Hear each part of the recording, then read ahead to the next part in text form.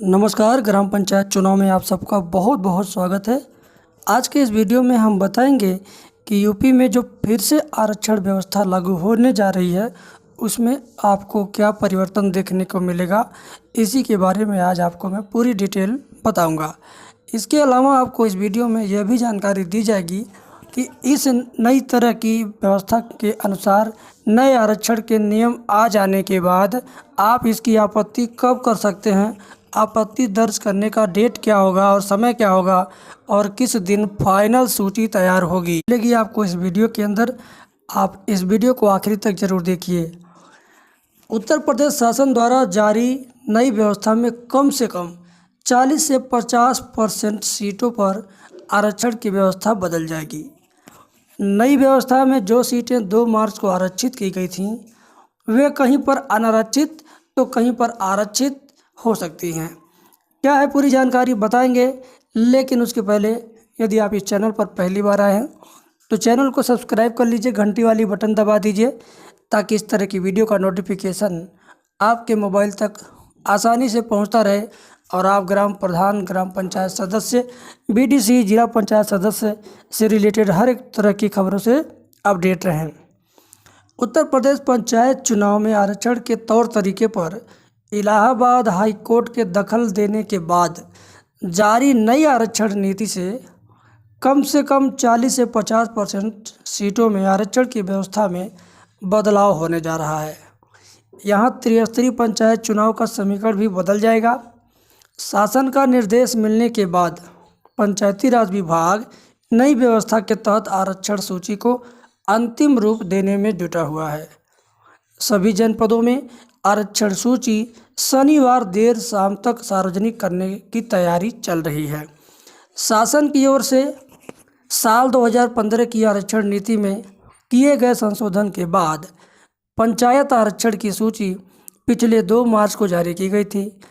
उस सूची में सभी जनपदों की ग्राम पंचायतों में जो सीटें थीं उन सीटों में काफ़ी फेरबदल के अनुसार जो निर्णय आए थे उन निर्णयों के बाद से अब एक नए सिरे से आरक्षण हो रहा है।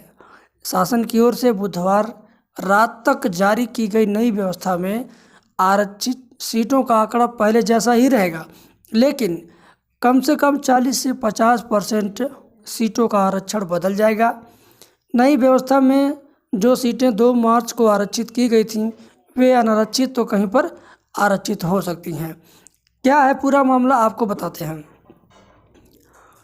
शनिवार देर शाम तक जारी हो सकता है आरक्षण सूची, यानी जारी निर्देश के अनुसार सभी पदों के लिए आरक्षण सूची को अंतिम रूप देने का कार्य समस्त जनपदों में गुरुवार से ही शुरू हो गया है।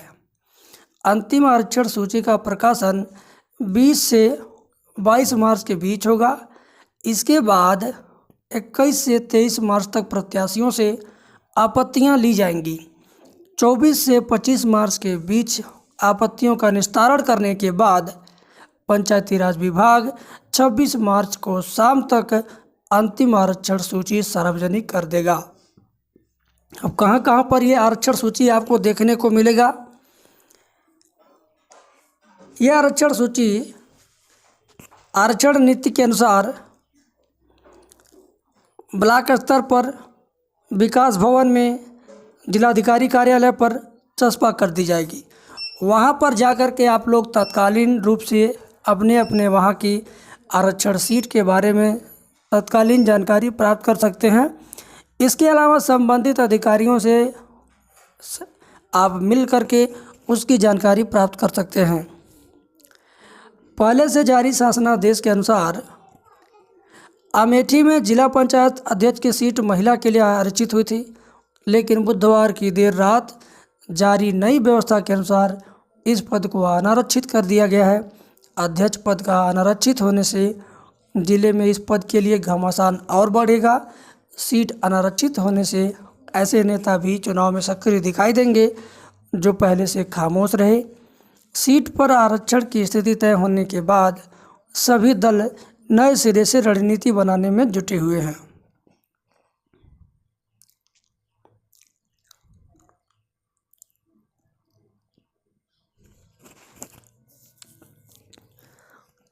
यहाँ पर एक दिलचस्प बात और सामने आ रही है कि कुछ दावेदार होंगे हिट तो कुछ हो जाएंगे फ्लॉप। यानी पुरानी वाली आरक्षण नीति के अनुसार जो लोग चुनाव मैदान में उतर करके उभर रहे थे एक नए चेहरे के रूप में, उसमें से कुछ लोग हिट हो जाएंगे और कुछ लोग फ्लॉप हो जाएंगे। शासन की ओर से पूर्व में जारी आरक्षण व्यवस्था के अनुसार 2 मार्च को आरक्षण की अंतिम सूची सामने आने के बाद अलग अलग पदों के लिए तैयार बैठे प्रत्याशी तन मन धन से जुट गए थे, लेकिन कईयों ने तो पूरे क्षेत्र को होर्डिंग व फ्लैक्स बोर्ड से भर दिया था। सभी गली नुक्कड़ों पर अपने ही चेहरे को, अपने ही पोस्टर बैनर को चस्पा करवा दिया गया था।